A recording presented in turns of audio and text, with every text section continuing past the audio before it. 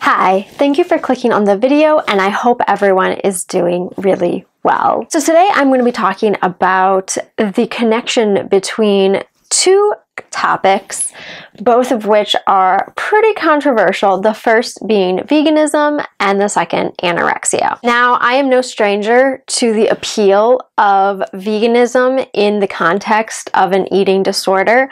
I myself turned to veganism and vegetarianism as a way to restrict more and have a ethical, moral, and justified excuse to that restriction. I think a lot of vegans are in denial, or they just refuse to accept that this is a very common occurrence. I feel like a lot of vegans are so prideful in the sense that they're excited by the fact that more people are turning to veganism, but there can be a lot of underlying issues that a lot of vegans refuse to acknowledge. They themselves might be struggling with those same issues that they're in denial about for other people, and they're in denial about it for themselves. In their mind, they're doing this huge, impactful, shift in environmental destruction, animal cruelty, health, all of that. There's a lot of good, and they're hiding underneath that good while they're doing detrimental harm. Harm can only be detrimental. They're doing detrimental damage to themselves and to the whole concept of veganism in general. If veganism has this stereotype that we're all just restrictive, strict, anorexic extremists, that's not very appealing to healthy, mentally stable individuals. It's just going to attract more and more people who can use veganism as a way of feeding their eating disorder. Yes, I am a vegan. I have been a vegan I just celebrated my 9-year anniversary just a couple weeks ago. I see myself being a vegan for the rest of my life. I really don't see myself going back. I also am a recovering anorexic. Like I said, I understand the appeal of a limiting and restrictive diet, using that as a guise to hide my eating disorder, and people will praise you and be impressed by your veganism, and you can pat yourself on the back while slowly starving yourself to death. I always felt very fake when people were like, oh my gosh, you must love animals. And yes, I do love animals. At the time, I definitely had I had an act going of how much I loved animals, because at the time I could really care less about the animals, because it wasn't about the animals for me. It was about my own selfishness. And it wasn't until I let go of that selfishness and really learned what it means to be vegan, and do I believe what it means to be vegan, and when I finally accepted what it means to be vegan and realized I do align myself and I do agree with a lot of what veganism teaches and preaches, that is when I made the decision to stay vegan for the right reasons.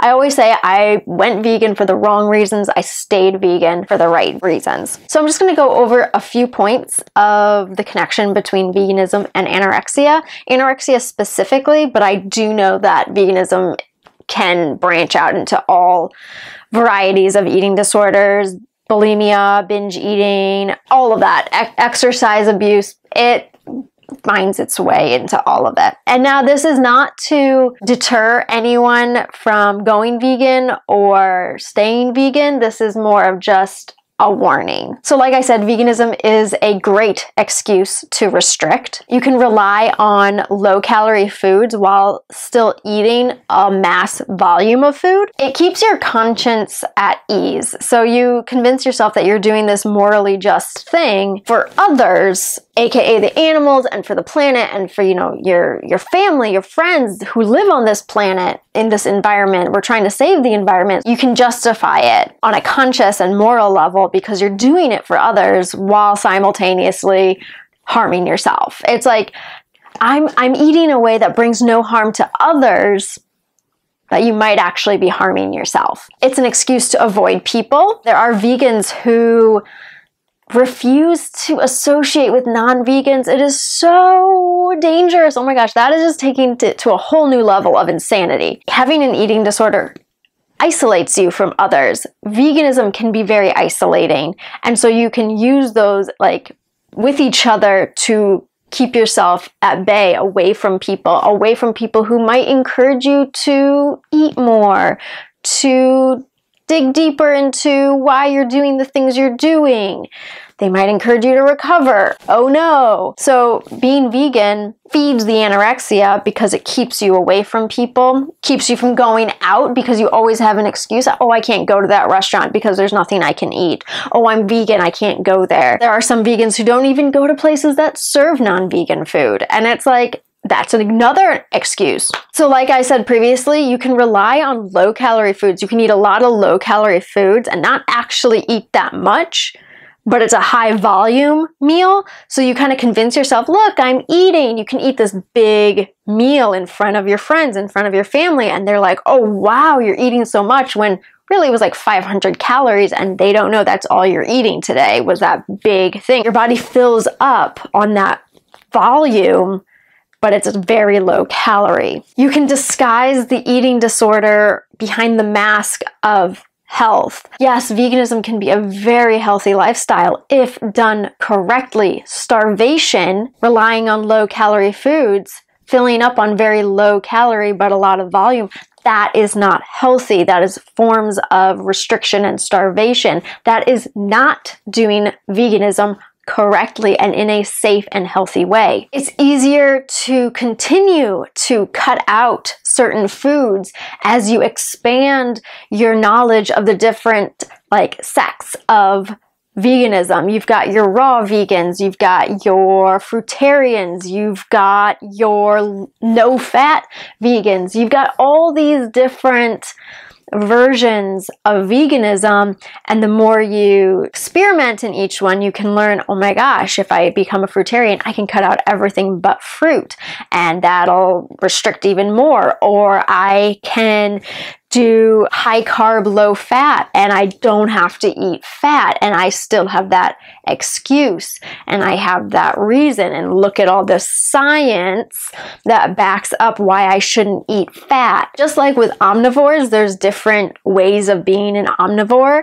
There are different ways of being a vegan, just like there are different ways of being a carnivore, except for I'm pretty sure with a carnivore, there's only one way to be a carnivore, scratch that. But there's different versions of veganism, and one is more extreme than the next. And you just, if you have an unhealthy mindset around food and you're using veganism as a way to control and restrict, you are gradually going to make your way through the different versions, because veganism can be an extreme diet if you're taking it to these more extreme versions of it. The thing about anorexia is it's an extreme behavior. Veganism can trigger that extreme behavior of anorexia within someone. If they are considering becoming a vegan and they know they have an unhealthy relationship with food, I highly recommend fix your relationship with food, fix your relationship with eating, fix your relationship with yourself.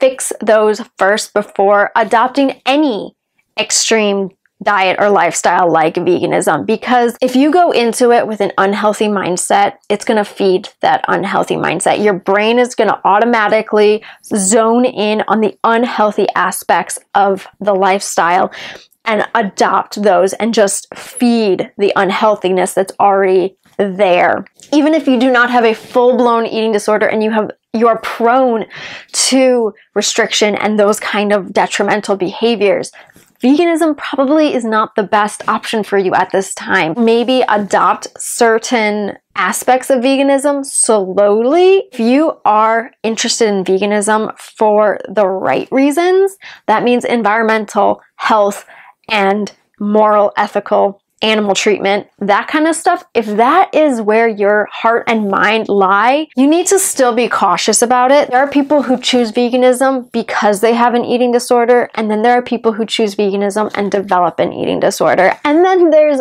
the mass majority that are healthy and happy and totally content. We are trying to achieve that and avoid the other two extremes. Veganism is great, but it's not for everybody. I think everyone would benefit from eating less animal products, but for everyone to go vegan at this time, it's just not plausible. It's not realistic, and I totally am not going to live in dreamland of a totally vegan world. I would be happy with a more plant-based geared world. That is more realistic than veganism for everyone at this time, because I am so hell-bent on eliminating eating disorders from existence. I know that's a totally unrealistic world as well, but I'd rather live in that la la land than the vegan la la land, because eating disorders claim so many lives. That is where my focus is.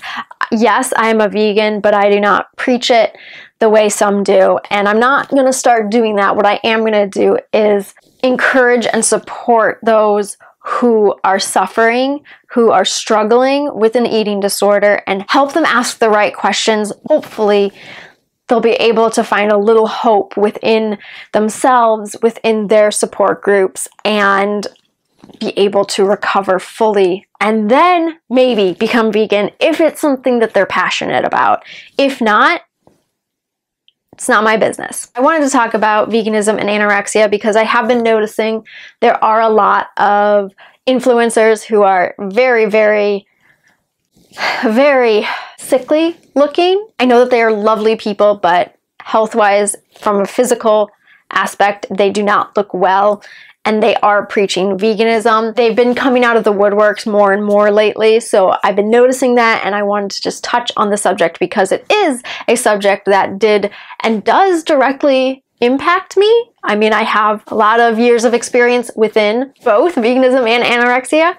I'm still a vegan, and I still struggle with anorexic thoughts all the time. It's a topic connection that I definitely feel very, very passionate about. So I hope you enjoyed this video. If you did, please give it a thumbs up. If you did not like this video, please give it a thumbs down. That's cool too. Please subscribe if you are not subscribed already, and a big thank you to everyone who has subscribed thus far. I really do appreciate it. If you have more thoughts on this topic, or you have any video suggestions, criticisms, comments, anything at all, feel free to leave that in the comment section below. Be sure to follow me on Instagram, where you'll stay updated on upcoming videos, what I eat in a day, pretty much every single day. So follow me over there, and I will see you next time.